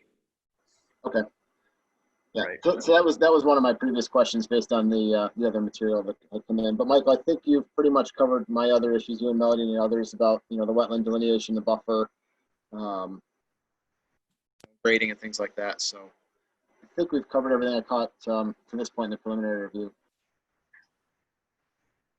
Okay, great. We made the questions, and we will do the follow-up on those. Thank you. Okay, I have a resolution. Frank Pinto site plan special use permit, wetlands permit. We accept the application and supporting documents as adequate for further review by the planning board, its advisors, and the public. We're classifying the proposed action as type 2 under seeker, for which coordinated environmental quality review is precluded, and we're going to schedule a public hearing in the application for September 21st at 6:35 and direct the clerk to undertake or otherwise cause noticing and posting thereof. Who would like to do a site visit? I'll go. I'll go. Who's that? Edna and Delise will go. Delise? Okay. To conduct a field visit to the project site and report their observations at the time of public hearing. In accordance with Town Code Chapter 9, we are referring it to the Conservation Advisory Board for review and written comment concerning environmental factors. And in accordance with the Dutchess County Department of Planning and Development 239 Planning Zoning Referral, refer it to the application to the Dutchess County Department of Planning and Development for review. And we authorize without prejudice to any information or comment that may be presented at the public hearing or may arise based on both cited field visit and referrals, preparation of a working draft of an approvals resolution for the planning board's consideration on September 21st, or as may be later timely. Could I hear a motion to approve? So moved, Melody. Second? Second, Kathy. Edna? All right. All in favor, say aye. Aye. Very good. Aye. Thank you. Edna and Delise will be getting in touch with you about doing a field visit. And my understanding now is the CAB makes their own arrangements. So I imagine the representative of the CAB will be getting in touch with you as well. Okay, very good. Thank you. Okay, thank you. Thank you, Michael. Thank you, everybody. Our next is Safir and Florence Ali, 10 Delano Drive, converting a second floor of garage to living space, site plan and special use permit. Do we have? I just came aboard. My name's Steve Cornicini. I'm a representative and the builder for Florence and Zephyr. And I know they're on also. They might not have activated their microphone and video. I'm working on that right now.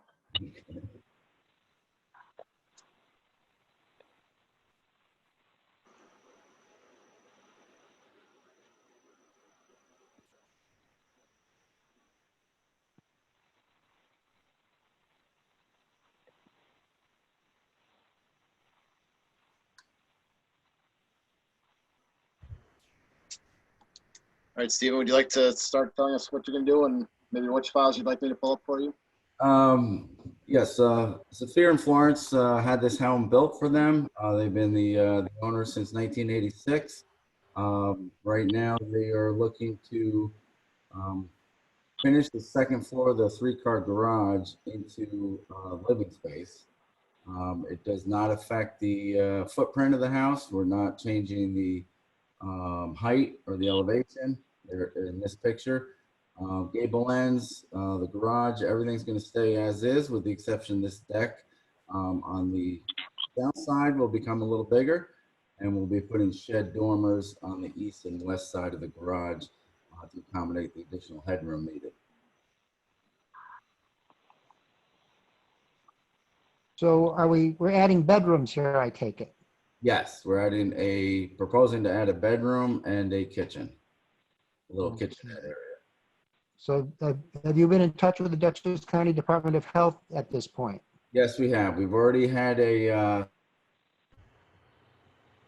already explored with the engineer, Timothy Ross, on expanding the septic system. In doing so, it was discovered their existing septic was in 100% failure. So we have redesigned a new septic system big enough to accommodate their proposed use and a new location. It's filed with Dutchess County Board of Health. Our engineer right now today was supposed to submit and change all the maps based on their comments. We expect to have approval fairly shortly. So a new septic location we've done deep tests, perk tests, and designed a new septic system. We're just waiting on approval. And the new design does incorporate the additional usage of this addition. Any questions for the applicant's representative? Why does this require a wetlands permit, or is that a mistake? I do not believe it does. We are not within a wetlands area. There's no wetlands on the property. It just says Right. that on our material. I think it's because there's wetlands within, it's kind of the bottom of the driveway across the street, but within 100 feet of the property line, is my understanding. Right. Edna, I don't see any reference to a wetland permit on the agenda or Jim's meeting notes. Yeah, it's on the front of the meeting notes. There's site plan, special use permit, and wetlands permit. Oh, that's my mistake. That wetlands should not be on there. I'm not sure why that's there. But that's on the front page, you are correct. It's not in the notes further back. Okay. I guess I got the corrected version because it's not on mine. That was a typo, Okay. Ed, and I apologize. I'm not sure why that was on the front page. Mm-hmm. But this is just site plan special use permit. Yes. So we Okay, are, I see. It's on the, it's not on the, either the notes or the draft resolution. It's just on the front page. Okay. On the cover page, yeah. That's my typo. I apologize. Any questions for the applicant's representative? Okay, I have a procedural resolution. We accept the application and supporting documents as adequate for further review by the planning board, its advisors, and public, and we're classifying it as type 2 under seeker, for which coordinated environmental quality review is precluded. We're scheduling a public hearing on the application for September 21st at 6:40, and direct the clerk to undertake or otherwise cause noticing and posting thereof. Who would like to do the site visit here? I'll do it. Sharon? That was that Melody. Kathy? That was Melody. I'll do it. Melody? Kathy and I'll do it with Melody. to do a site? All right. To conduct a field visit to the project site and report their observations at the time of public hearing. We'll refer it as well to the Conservation Advisory Board for written comment concerning environmental factors. And we're referring it to the Waterfront Consistency Review for reviewing written comment concerning consistency with the LWRP. And we're referring to Dutchess County Planning under Development 239 Planning Zoning Referral for their review, and referring the application to the Dutchess County Department of Health regarding issues related to the addition of a bedroom and associated septic system. and we're authorizing without prejudice to any information or comment that may arise from the public hearing or from both the site visits or referrals, preparation of a working draft of approvals resolution for the planning board's consideration on September 21st, or as may be later timely. Could I hear a motion to approve? So moved, Melody. Melody. Edna. All righty. All in favor, please say aye. Aye. Aye. Aye. Very Aye. good. Mike, Okay. quick question for you. When was the Yes. public hearing? September what? September 21st. 21st, excuse me? Yeah, September 21st at 6:40 will be the public hearing. I guess I was a little mistaken. I thought this was the, going to be a public hearing tonight. No, this is just where he set you up for it. Okay. Okay. If you have any questions and all, please get in touch with Gretchen, and she can certainly help you through the process of noticing for the public hearing, any other questions you might have. Okay, we did file the preliminary design for the septic system as far as our review, applicant review, so that is on file also with you. We're just waiting for Okay. Board of Health approval. So, Very good. Yeah, Dave Pearson will share that with us, so that's helpful. yeah. Well, all right, then, thank you. And our approval at the next meeting, if it should come to that, would be dependent on hearing from the health department. So Okay. we would encourage you to stay in touch with Dave Pearson to see that that moves along. Yes, we will. So we need BOHA by September 21st. Yes. Okay. Thank you. All right, thank you. Is it thunder? Hope it's that number. Okay, we have one more. And our last is Henry Stout, 5 Tater Hill Road, pool deck, garage addition, house addition, dormers, site plan, special use permit, and wetlands permit.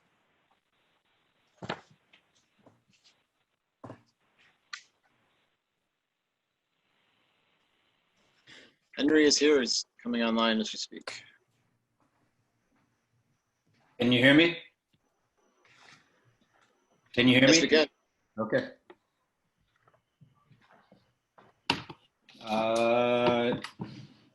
Where do you want to start? Well, perhaps you want to take us through exactly what we have here now. What we have here now is a single-family residence, 3-bedroom home. We're not proposing to change any of that. There's a deck, dormers, proposed 20 by 20 approximately addition that would be a mudroom and an extension of the dining room. Add 2 bays to the garage. The pool you see is an above ground pool that would be integrated into said deck. And there's proposal to extend an existing fence. I do believe that the request for the special use permit is no longer applicable because we've adjusted since our pre-conference hearing. The only other aspect is a proposal to dredge some of the muck from the pond, which has been delineated, and the wetland is basically tight to the pond as indicated. Okay. And who did the delineation for you? I'm sorry, his name is not coming immediately to mind. It was referred by Marie Welch and handled through her office. But a gentleman came with that qualification and executed the task. I'm sure I can definitely find that for you if that's necessary. It would probably be helpful to have in the record.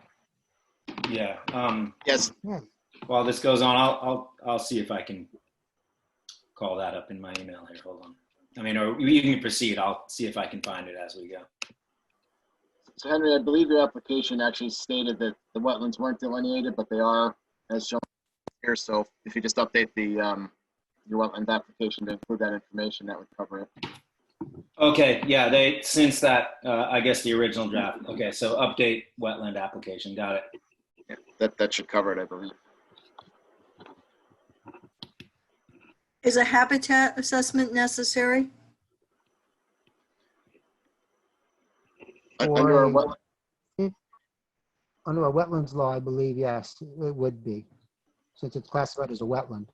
And we do know that this area with Brinkley Forest, Snyder Swamp, the whole sort of complex is one of the more sensitive environmental areas in the town. So that would be something we would like to see. There's also the possibility here of a major excavation permit. How do you have any estimate or guesstimate from whoever's going to do the excavation for you of the pond, how much material is going to be removed? No, I think judging from those two comments going forward, I'm going to remove this request. And if we decide to do it in the future, I'll come back. We'll talk about it some more. Yeah. The other thing that we would need to know, if you do decide to come back, is where is the dredge material going to be placed? On site, trucked off, whatever.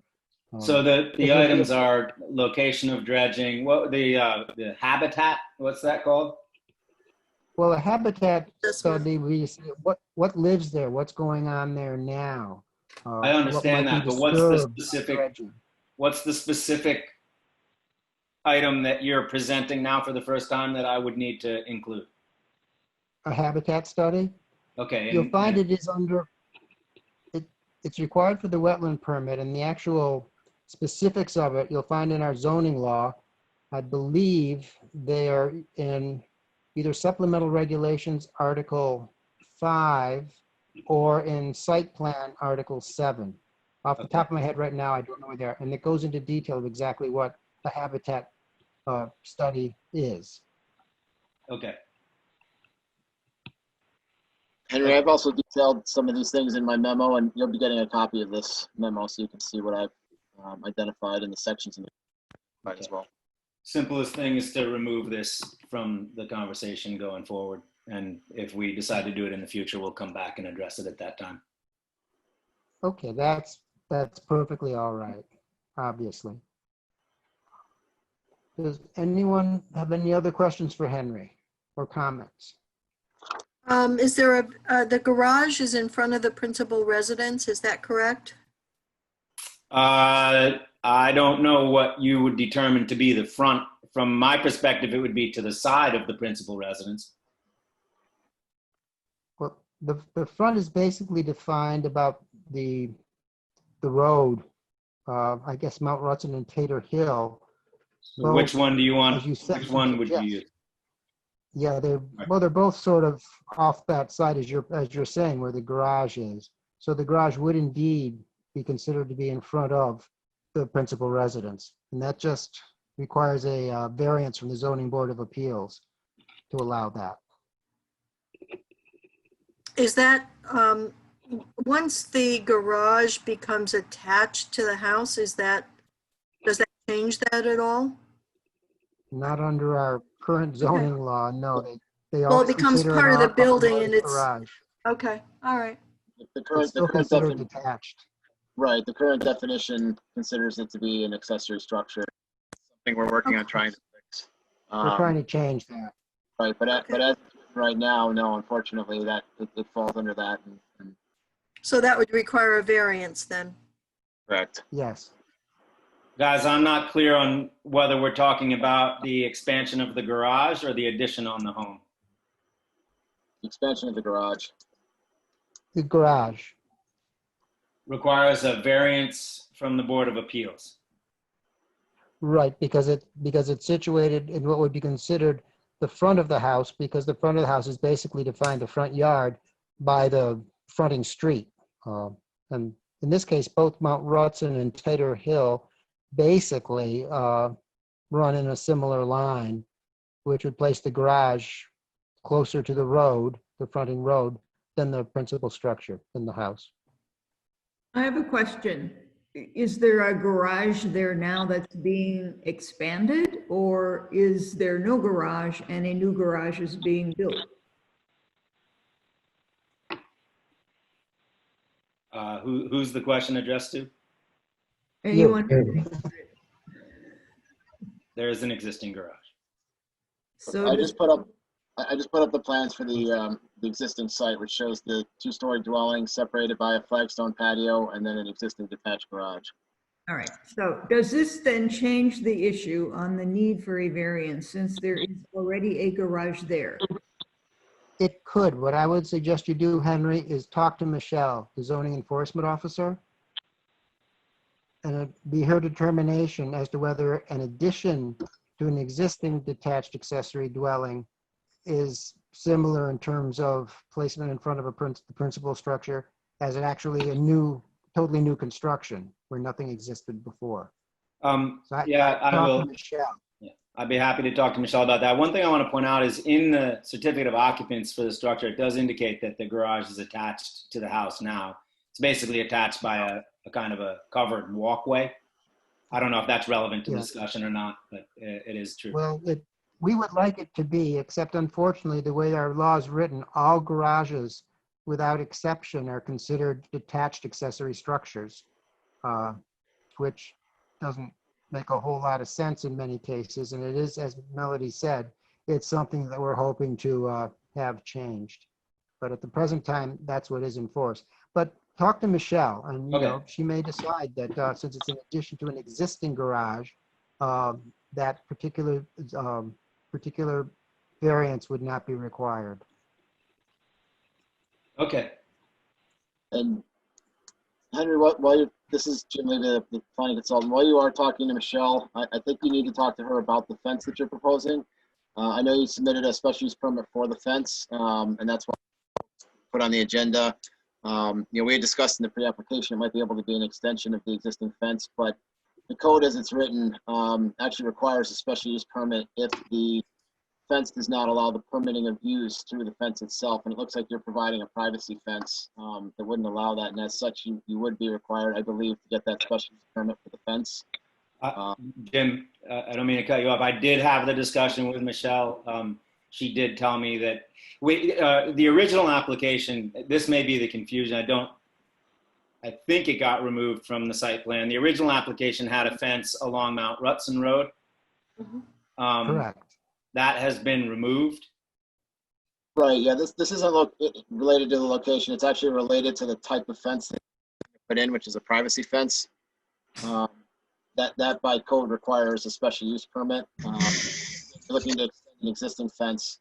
So, you know, while you're talking to Michelle, I just recommend you talk to her about the fence you're proposing and whether or not it does require that special use permit, which again, you did put the application in, but we should get a determination, I think, from her as to whether or not you need to do that. Okay, so I did have that conversation with her. You want a written determination from her as opposed to her verbal determination on the phone with me? It would be good to have it for the record, yeah. Because someone may question later. And a bunch of people talking at once there. yeah. Sorry, go ahead, Michael. It's good to have it in writing because somewhere down the line, someone might question exactly why something was done. And someone might remember, but then nonetheless, as you get further out, memory doesn't tend to serve. Having it in writing would be very, very helpful. No problem. That's bullet number 2 for my conversation with Michelle. The other one, just back to the garage, is I do believe you'll need a 50-foot variance if you need the garage variance, because you're only 100 feet back instead of 150 feet as required. So you need a variance for 50 feet closer to the road than you should be, as well as the fact that it's considered an accessory structure closer to the street than the principal building. So there'd be 2 variance requests related to the garage. That's, to be clear, that's assuming that she requires a variance at all. Correct. Is that true, Jim, or are you raising a new point that you're convinced will require a variance in any case? No, they're both related. It's a related issue. If you need to get one, I believe you'll need to get the other. And the first one is an accessory structure, and the second one is a 50-foot variance. Well, they're both related to the fact it's an accessory structure. One is related to the fact that it's located between the principal building and the front lot line, and the other is just the actual front lot line. So they're both similar. And they're both related to the garage. Okey doke. Anything else for Henry? Any other questions? No. Okay, well, I have a resolution.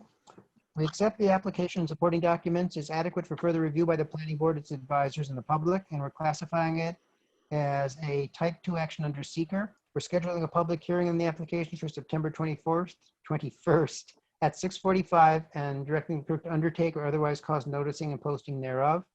And we need 2 planning board members to do the site visit. I can go. I'll Who would else go. would like to go?